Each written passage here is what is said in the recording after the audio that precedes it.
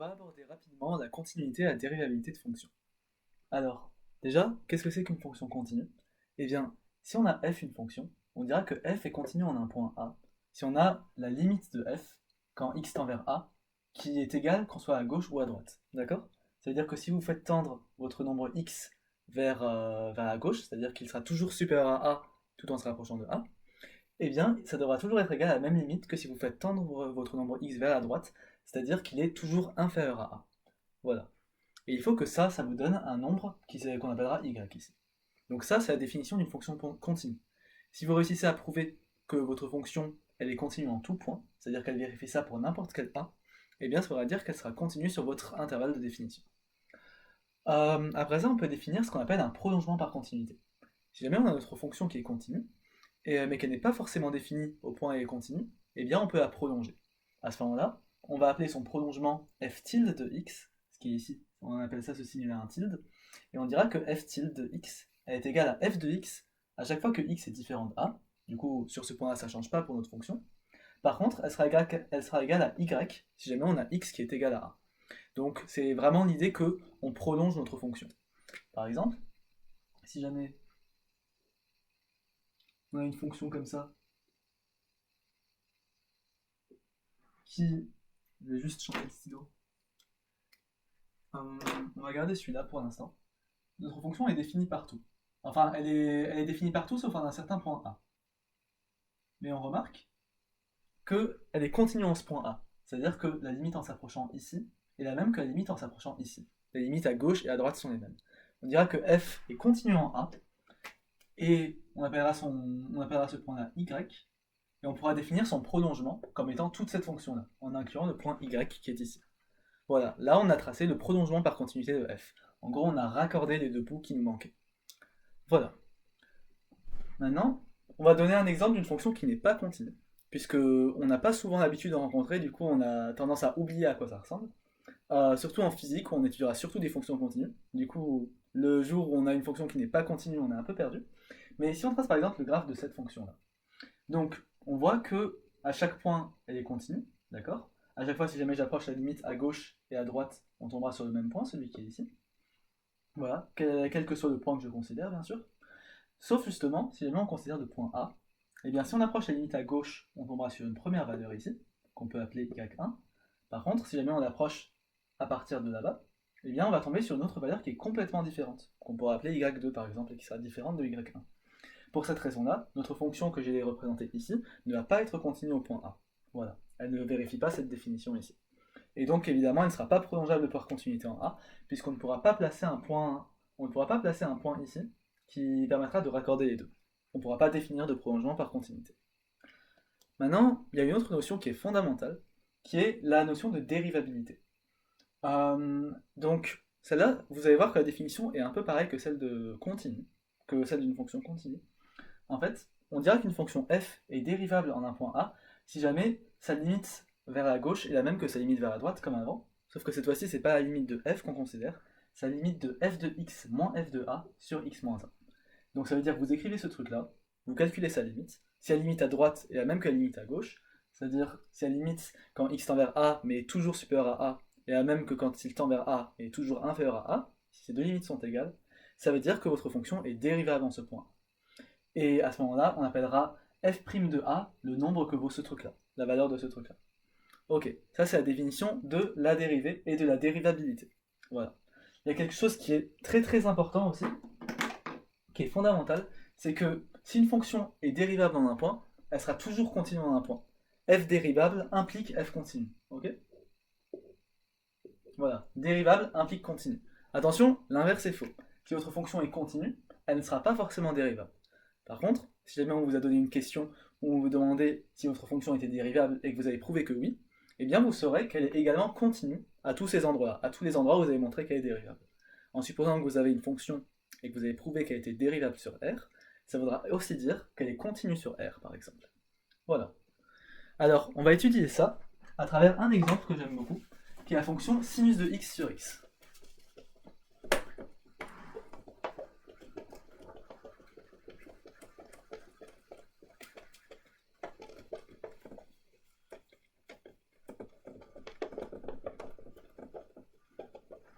Alors cet exemple va nous permettre de voir comment est-ce qu'on calcule, comment est-ce qu'on montre qu'une fonction est continue, comment est-ce qu'on montre qu'elle est dérivable, comment est-ce qu'on définit un prolongement de continuité.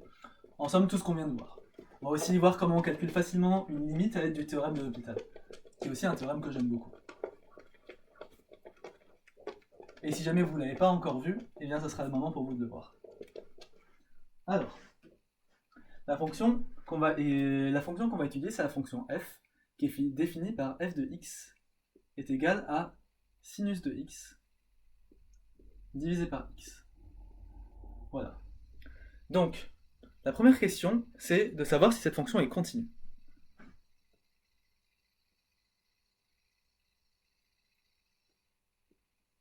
Alors pour ça, on va appliquer la définition précédente, c'est-à-dire que si f est continue, sa limite à gauche et sa limite à droite sera la même pour tout point. Okay, mais évidemment, on ne va pas l'étudier pour chaque point de son domaine de définition.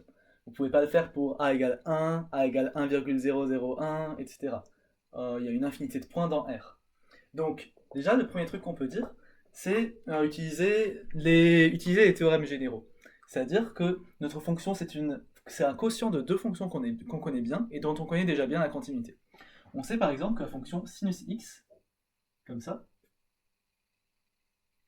on sait déjà que celle-là est continue sur R, ok? Sinus de x est continue sur R, et on sait que x est continue sur R privé de 0. Enfin, la fonction 1 sur x, pardon, est continue sur R privé de 0, ok? Je vais vous dessiner rapidement la fonction 1 sur x ici.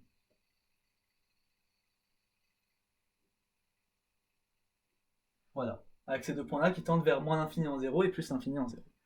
Ok, donc comme nos deux fonctions sinus de x et 1 sur x sont continues sur R privé de 0, eh bien on peut dire que f est continue déjà sur R privé de 0, d'accord?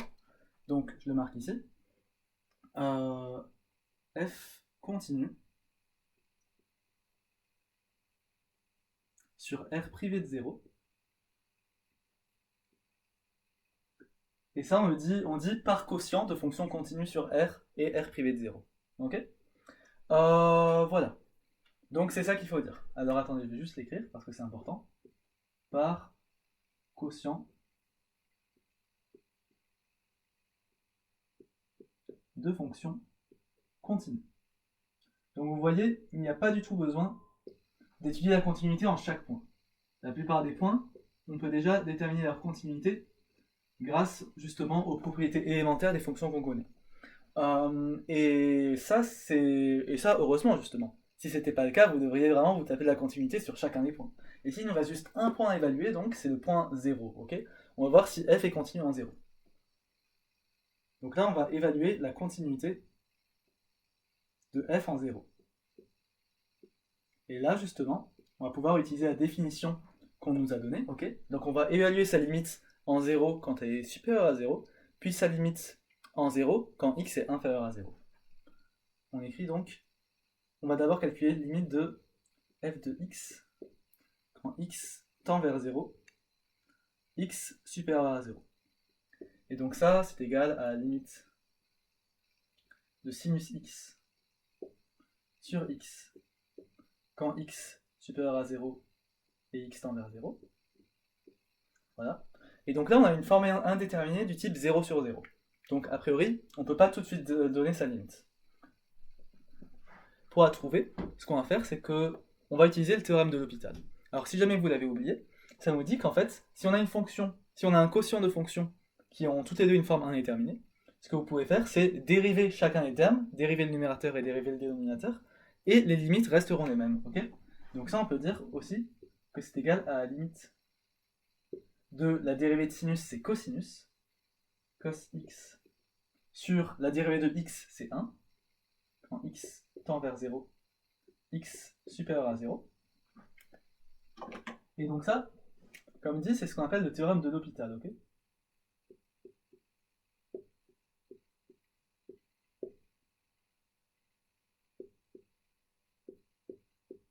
Voilà. Et là, c'est parfait, puisque la limite de 1, bah, c'est 1, et la limite de i cos de x quand x tend vers 0, ben, c'est cos de 0, et cos de 0, c'est 1. Donc c'est égal à 1 sur 1, et donc finalement, c'est égal à 1. Voilà. Donc ça, c'est la limite de f de x quand on a x qui tend vers 0, et quand on a x qui est supérieur à 0, ok? Maintenant, est-ce que c'est la même quand on a x qui est inférieur à 0? Eh bien, là on voit que le fait qu'on ait pris x supérieur à 0 ou x inférieur à 0, ça n'a strictement rien changé dans notre raisonnement. On a juste pris en compte le fait que x se rapprochait de 0. Okay, c'est-à-dire que cette étape ne change pas.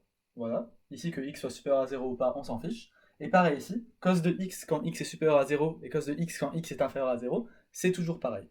D'ailleurs, ça vient du fait que la fonction cos de x est continue. Enfin, la fonction cosinus est continue. Donc ça, on peut dire que c'est égal à la limite de f de x quand x tend vers 0 et x inférieur à 0. Les deux limites sont les mêmes et elles vont valoir 1. Voilà. Donc on a prouvé que la fonction f de x égale sin de x sur x était continue en 0 et donc continue sur R avec tout ce qu'on a dit ici. Voilà. Donc je marque ici.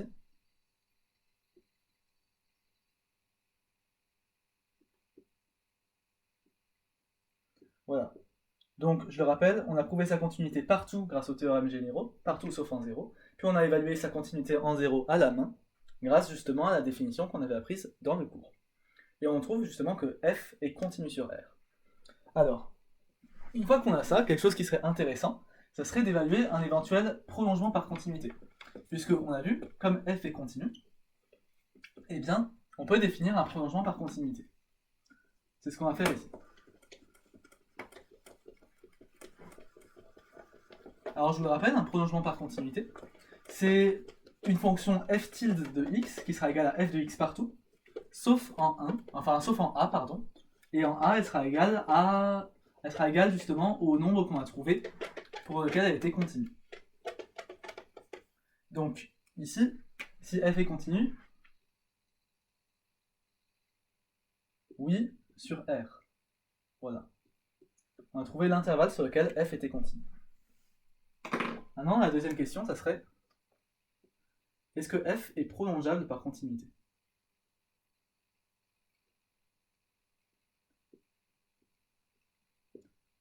Eh bien, oui, forcément. Comme f est continu, f est prolongeable par continuité, et son prolongement, on écrira comme ça. F tilde de x. Donc ça, c'est le prolongement par continuité de f. C'est f tilde, tel que f tilde de x est égal à f de x si x différent de 0. Voilà. Donc sinus de x sur x si x est différent de 0. D'ailleurs, je vais l'écrire. On va l'écrire tel quel, tant qu'à faire. Et quand x est égal à 0, eh bien ça sera égal à justement la limite considérée, c'est-à-dire 1. 1 si x est égal à 0. Voilà. Donc là, on a déterminé que f était continu partout sur R, et on a déterminé aussi ce qu'était son prolongement par continuité. Et d'ailleurs, cette fonction-là, qu'on a écrite ici, c'est aussi ce qu'on appelle le sinus cardinal de x. Voilà. Pour votre culture. On la croise souvent en optique, et dans tous les cours d'optique ondulatoire, spécialisés surtout. Et elle a cette tête-là.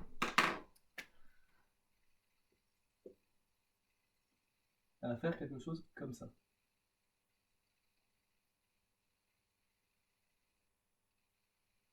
Voilà, avec ici ce nombre-là qui vaudra 1 du coup, comme on a vu avant. Ok? Et ça donc c'est le sinus cardinal de x. Voilà. Une petite propriété intéressante, c'est que vous voyez que la fonction est paire, et ça vient du fait qu'en fait on a divisé deux fonctions impaires. La fonction sinus est impaire, et la fonction inverse est également impaire. Enfin, on a multiplié deux fonctions inverses, pardon, puisqu'on a fait sinus de x fois 1 sur x. Ça nous a donné une fonction paire. Voilà donc pour la fonction sinus cardinal.